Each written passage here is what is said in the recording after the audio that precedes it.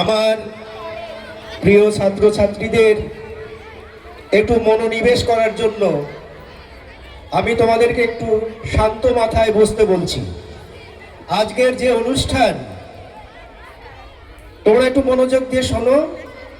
আজকে আমরা কি হারাতে যাচ্ছি, আমরা কি পেয়েছিলাম, কি হারাতে যাচ্ছি, সেই এক সন্ধিক্ষণে আমরা দাঁড়িয়ে আছি।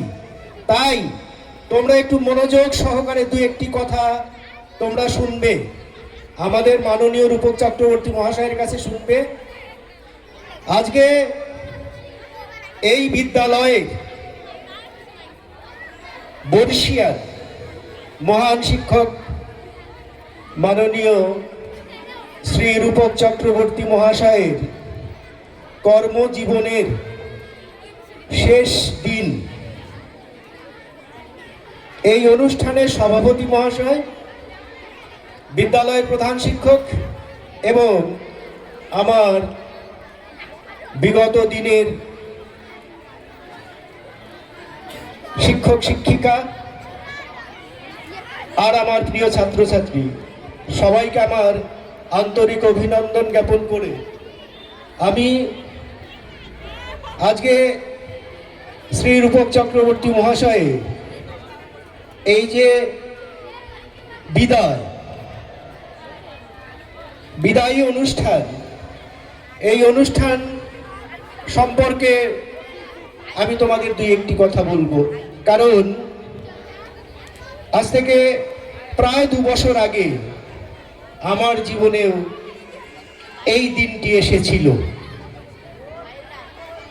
তাই এই যে বিয়োগ যন্ত্রণা, তোমাদেরকে ফেলে যাওয়া, তোমাদেরকে রেখে যাওয়া, এর যে একটা যন্ত্রণা, সেই যন্ত্রণাটা আমি যেমন উপলব্ধি করি, তেমনি আজকে রূপক চক্রবর্তী মহাশয়ের সঙ্গে যখন আসছিলাম, উনি খুব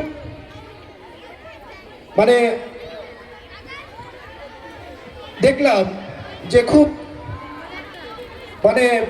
কি বলবো, সাহস এবং বীরত্বের সঙ্গে স্কুলে ঢুকলো।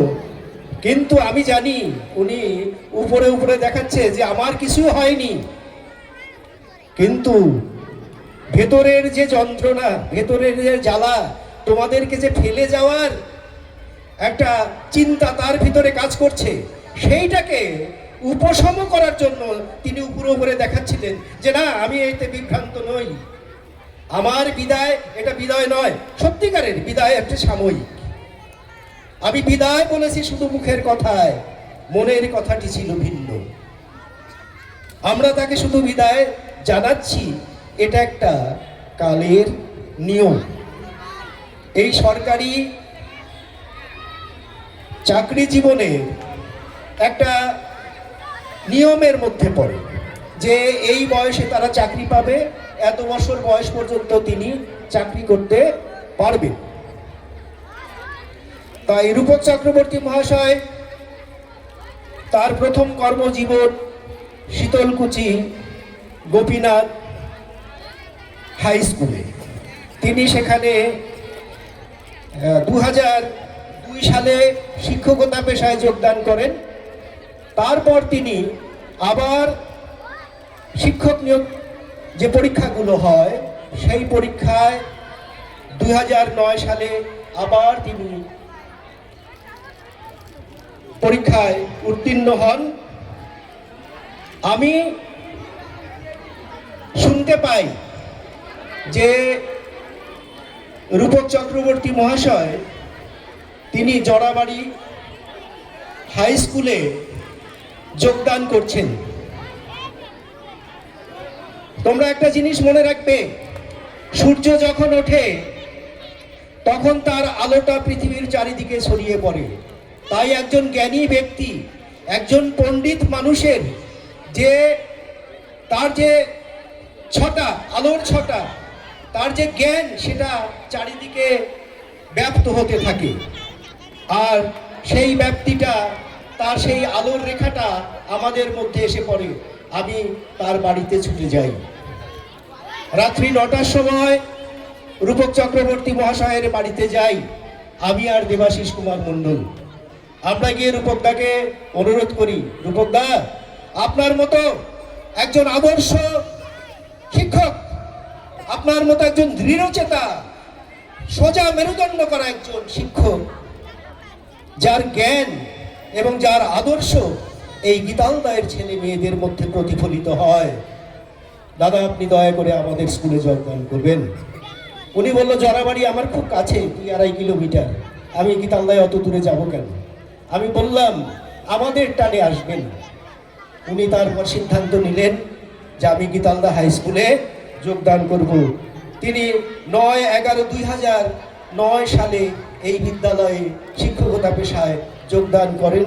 তারপর থেকে তোমরা এবং যারা আমাদের বিদ্যালয় থেকে প্রাক্তন ছাত্রছাত্রী, তারা রূপক চক্রবর্তী যে কেমন শিক্ষক ছিলেন, তার আদর্শ কি এবং তিনি এই সমাজের জন্য কি দিতে চেয়েছেন, সেটা হয়তো কিছুটা তোমরা উপলব্ধ করেছো। সবাই লেখাপড়া শেখে, কেউ ডাক্তার, ইঞ্জিনিয়ার, কেউ অন্য অন্য পেশায় যুক্ত হয়, কিন্তু শিক্ষকতা পেশা বেছে নেয় কিছু সংখ্যক মানুষ, যারা এই পেশার মধ্য দিয়ে অন্য অন্য যত পেশা দেখবে সমাজে, সেই পেশাটার একটা লিমিটেশন থাকে, তাদের একটা নির্দিষ্ট জায়গা, একটা নির্দিষ্ট গণ্ডি থাকে। কিন্তু শিক্ষকতা এমন একটা পেশা যার গণ্ডি রেখা থাকে না। তারা সমাজের প্রত্যেকটি দিকে দিকে দিকে দিকে তারা দিক নির্ণয় করে দেয় এই ছাত্রছাত্রীদের, যে তারা ভবিষ্যৎ কিভাবে এই পৃথিবীকে পরিচালনা করবে। অর্থাৎ সম্পূর্ণ পরিচালন পদ্ধতি একজন শিক্ষক তার আদর্শতার মধ্য দিয়ে তিনি তার ছাত্রছাত্রীদের মধ্যে প্রদান করতে পারে বা দিয়ে যেতে পারে। তো আজকে তোমাদের এই বিদায়ী অনুষ্ঠানে অনেকক্ষণ তোমরা বক্তব্য শুনছো, তোমাদের একটু ক্লান্তিও এসে যাবে এত কথা না বলে। শুধু বলবো একটা কথাই, রূপকদা ছিলেন একজন আদর্শ।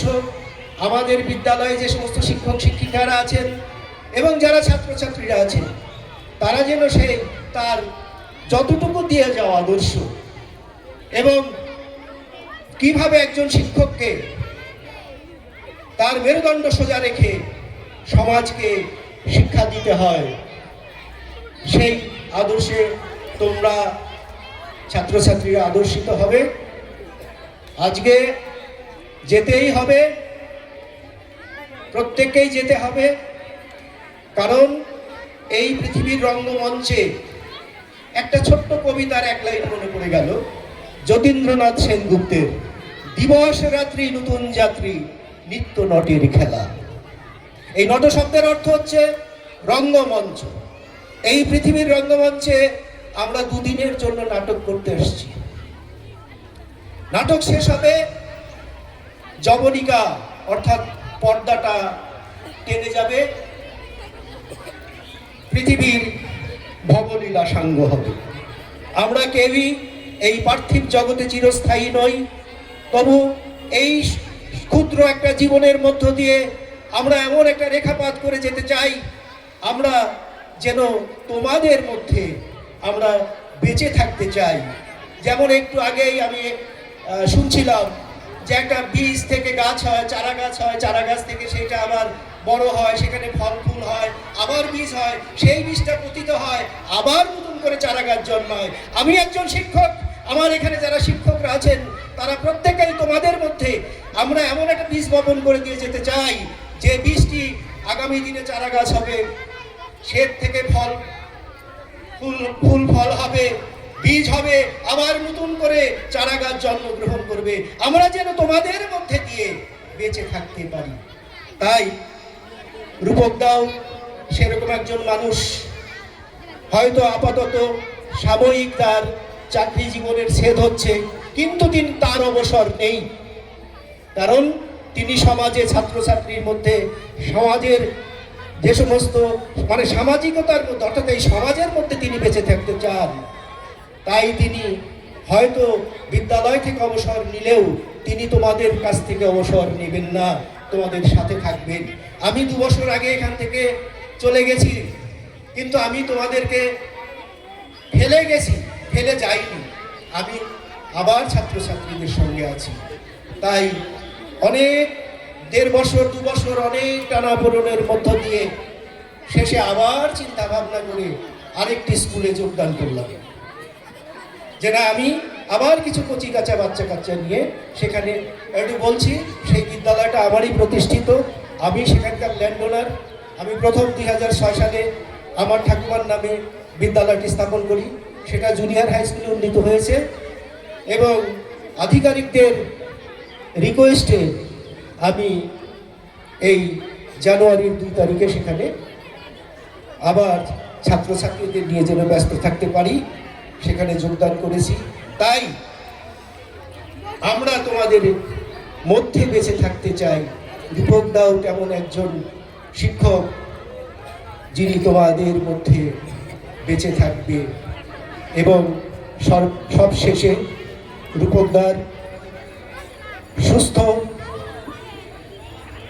এবং নিরোগ এবং দীর্ঘায়ু কামনা করি।